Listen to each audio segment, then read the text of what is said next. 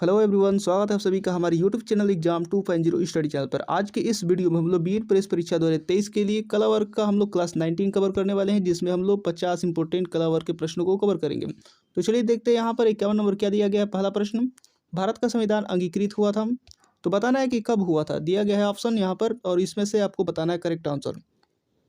तो इसका correct answer हो जाएगा ऑप्शन नंबर ए, यानी 26 नवंबर 1949 को भारत का संविधान अंगीकृत हुआ था। इसी तरीके से अगला प्रश्न देखते हैं 52 नंबर यहाँ पर दिया गया है कि निम्नलिखित में से कौन सा आयोग एक संवैधानिक निकाय नहीं है। तो जल्दी से इसका करेक्ट आंसर बताइए। तो इसका करेक्ट आंसर हो जाएगा दिए गए ऑप्शनों में से ऑप्शन नंबर बी, यानी राष्ट्रीय मानव अधिकार आयोग, जो कि संवैधानिक निकाय नहीं है। इसके बाद अगला प्रश्न यहाँ पर 53 नंबर दिया गया है कि भारत में आपातकाल की घोषणा निम्नलिखित में से किन परिस्थितियों में नहीं की जा सकती है। तो किन परिस्थितियों में नहीं की जा सकती है। तो इसका करेक्ट आंसर हो जाएगा ऑप्शन नंबर डी, यानी आंतरिक अशांति के। इसी तरीके से अगला प्रश्न यहाँ पर दिया गया है, व्यवस्थापिका के उच्च सदन के सदस्य का कार्यकाल 6 वर्ष का होता है। कहाँ में होता है ये आपको बताना है, किस देश में। तो इसका करेक्ट आंसर हो जाएगा ऑप्शन नंबर सी, यानी भारत और फ्रांस में। इसी तरीके से अगला प्रश्न हम देखते हैं 55 नंबर। अब 55 नंबर यहाँ पर दिया गया है कि भारत के निर्वाचन आयोग निम्न में से किसका चुनाव संपादित नहीं करता है। तो इसका करेक्ट आंसर हो जाएगा ऑप्शन नंबर सी, यानी पंचायत का। इसके बाद अगला प्रश्न यहाँ पर 56 नंबर दिया गया कि भारतीय संविधान की उद्देशिका में इनमें से किसका उल्लेख नहीं है। तो इसका करेक्ट आंसर क्या होगा। इसका करेक्ट आंसर हो जाएगा ऑप्शन नंबर ए, यानी संप्रभु का उल्लेख भारत संविधान की उद्देशिका में नहीं है। इसी तरीके से अगला प्रश्न देखते हैं 57 नंबर, भारत में ईवीएम का प्रयोग प्रथम बार कब हुआ था। तो इसका करेक्ट आंसर क्या होगा। तो इसका करेक्ट आंसर हो जाएगा ऑप्शन नंबर डी, यानी 1998 में। इसके बाद अगला प्रश्न यहाँ पर 58 नंबर दिया गया है कि शुद्ध वर्तनी वाले शब्द को पहचानिए। तो दिया गया है ऑप्शन, इसका करेक्ट आंसर क्या होगा। इसका करेक्ट आंसर हो जाएगा ऑप्शन नंबर डी, यानी लहूलुहान। ये वाला करेक्ट हो जाएगा। इसी तरीके से अगला प्रश्न देखते हैं 59 नंबर की हिम तनया में कौन सा समास है। तो इसका करेक्ट आंसर क्या होगा। तो इसका करेक्ट आंसर हो जाएगा ऑप्शन नंबर बी, यानी बहुव्रीहि समास है हिम तनया में। इसी तरीके से अगला प्रश्न देखते हैं 60 नंबर। अब 60 नंबर यहाँ पर दिया गया है कि आंखों का काजल चुराना का अर्थ है। तो आपको बताना है कि आंखों का काजल चुराना का क्या अर्थ है। तो इसका करेक्ट आंसर क्या होगा। इसका करेक्ट आंसर हो जाएगा ऑप्शन नंबर बी, यानी सफाई से चोरी करना। इसी तरीके से अगला प्रश्न देखते हैं दुस्तर शब्द का तात्पर्य है। तो बताना है दुस्तर शब्द का तात्पर्य क्या है यहाँ पर। तो इसका करेक्ट आंसर हो जाएगा दिए गए ऑप्शनों में से ऑप्शन नंबर सी, यानी जिसके पार जाना कठिन हो। इसके बाद अगला प्रश्न यहाँ पर 62 नंबर दिया गया है कि तद्भव शब्द का चयन कीजिए। तो तद्भव शब्द का चयन करना है। तो इसका करेक्ट आंसर हो जाएगा दिए गए ऑप्शनों में से ऑप्शन नंबर सी, यानी पहर। इसी तरीके से अगला प्रश्न हम देखते हैं 63 नंबर। 63 नंबर यहाँ पर दिया गया है कि ऐसा आदमी नहीं देखा, इस वाक्य में ऐसा शब्द क्या है। तो जल्दी से इसका करेक्ट आंसर बताइए, ऐसा शब्द क्या है इस वाक्य में। तो इसका करेक्ट आंसर हो जाएगा दिए गए ऑप्शनों में से ऑप्शन नंबर डी, यानी सर्वनामिक विशेषण। इसी तरीके से अगला प्रश्न देखते हैं 64 नंबर की दान की बछिया के दांत नहीं देखे जाते। लोकोक्ति का अर्थ क्या है यहाँ पर।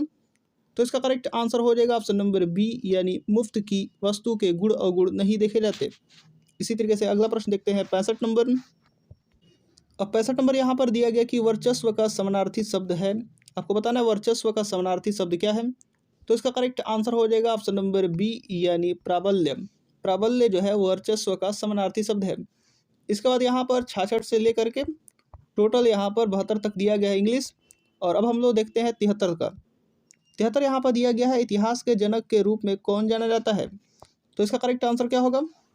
तो दिए गए ऑप्शनों में से ऑप्शन करेक्ट हो जाएगा ऑप्शन नंबर बी, यानी हेरोडोट्स को जाना जाता है इतिहास के जनक के रूप में। इसी तरीके से अगला प्रश्न हम देखते हैं 74 नंबर, बिंबिसार के राजकीय वैद्य का क्या नाम था। तो इसका करेक्ट आंसर हो जाएगा ऑप्शन नंबर ए, यानी जीवक नाम था। अगला प्रश्न है 75 नंबर की किस गुप्त राजा ने अश्वमेध का संपादन किया था। तो इसका करेक्ट आंसर क्या होगा। तो इसका करेक्ट आंसर हो जाएगा दिए गए ऑप्शनों में से ऑप्शन नंबर बी, यानी समुद्रगुप्त।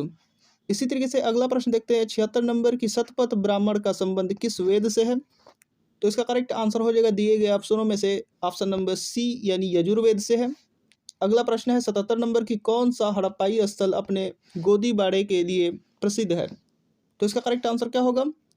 तो इसका करेक्ट आंसर हो जाएगा ऑप्शन नंबर सी, यानी लोथल हड़प्पाई स्थल। इसी तरीके से अगला प्रश्न हम देखते हैं 78 नंबर।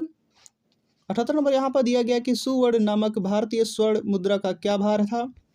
तो इसका करेक्ट आंसर हो जाएगा दिए गए ऑप्शनों में से ऑप्शन नंबर सी यानी 80 रत्ती। इसी तरीके से अगला प्रश्न हम देखते हैं 79 नंबर यहाँ पर दिया गया कि शेर शाह द्वारा चलाई गई चांदी की मुद्रा जिसको मुगलों ने भी आगे बढ़ाया क्या कहलाती है? तो इसका करेक्ट आंसर हो जाएगा ऑप्शन नंबर ए यानी रुपया। इसी तरीके से अगला प्रश्न देखते हैं 80 नंबर। अब 80 नंबर यहाँ पर दिया गया है कि भारत में निम्नलिखित क्षेत्रों में से किस में मैंग्रोव, सदापर्णी और पर्णपाती वनों का संयोजन है? तो इसका करेक्ट आंसर क्या होगा? तो इसका करेक्ट आंसर हो जाएगा दिए गए ऑप्शनों में से ऑप्शन नंबर डी यानी अंडमान निकोबार द्वीप समूह में। इसी तरीके से अगला प्रश्न देखते हैं 81 नंबर। अब 81 नंबर यहाँ पर दिया गया है कि निम्नलिखित में से किसका संबंध प्लेट विवर्तनिक से नहीं है? तो इसका करेक्ट आंसर क्या होगा? किसका संबंध प्लेट विवर्तनिकी से नहीं है? तो इसका करेक्ट आंसर हो जाएगा ऑप्शन नंबर डी यानी महासागरीय धाराओं की दिशा से। इसके बाद अगला प्रश्न यहाँ पर 82 नंबर दिया गया है कि निम्नलिखित में से कौन सी सतपुड़ा श्रेणी की सबसे ऊंची चोटी है? तो इसका करेक्ट आंसर हो जाएगा दिए गए ऑप्शनों में से ऑप्शन नंबर बी यानी धूपगढ़। इसी तरीके से अगला प्रश्न दिया गया यहाँ पर 83 नंबर की निम्नलिखित में से कौन सी चट्टानें प्राथमिक चट्टानें हैं? तो इसका करेक्ट आंसर हो जाएगा दिए गए ऑप्शनों में से ऑप्शन नंबर सी यानी आग्नेय जो चट्टान है वो प्राथमिक चट्टानें हैं। अगला प्रश्न देखते हैं 84 नंबर यहाँ पर दिया गया है कि भूकंप रचित वृहत ज्वारीय लहर को क्या कहते हैं?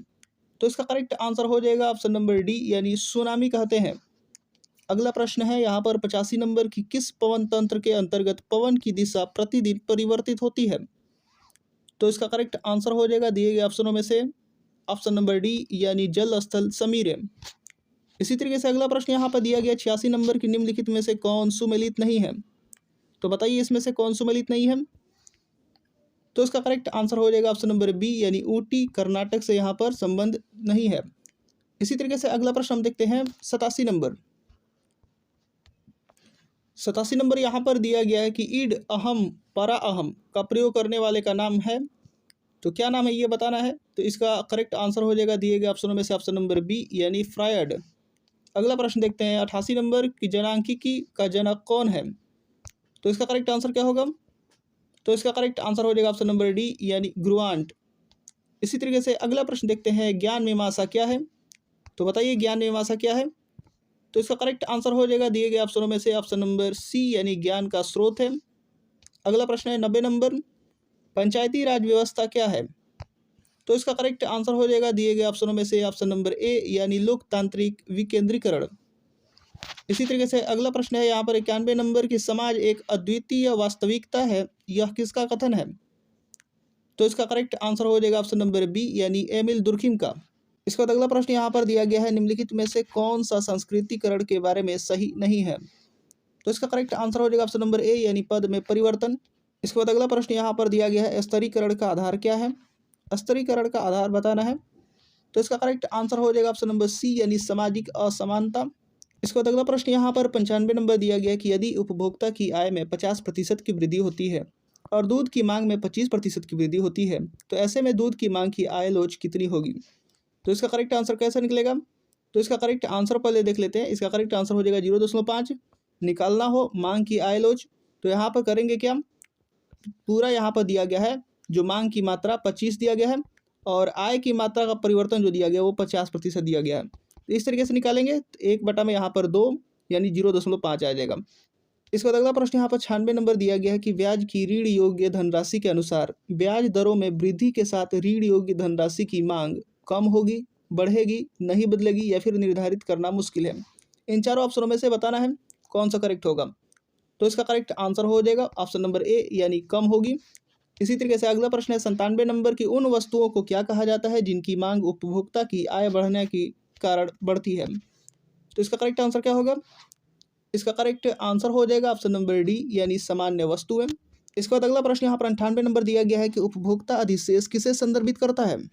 तो दिए गए ऑप्शनों में से करेक्ट ऑप्शन हो जाएगा ऑप्शन नंबर ए यानी उपभोक्ता जिसका भुगतान करने को तैयार है और वह वास्तव में कितना भुगतान करता है इसके बीच का अंतर है उपभोक्ता अधिशेष।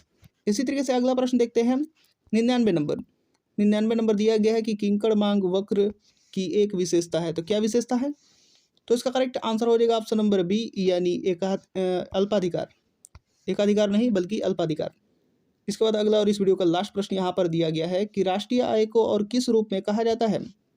तो इसका करेक्ट आंसर हो जाएगा ऑप्शन नंबर सी यानी कारक लागत पर एनएनपी को राष्ट्रीय आय कहा जाता है।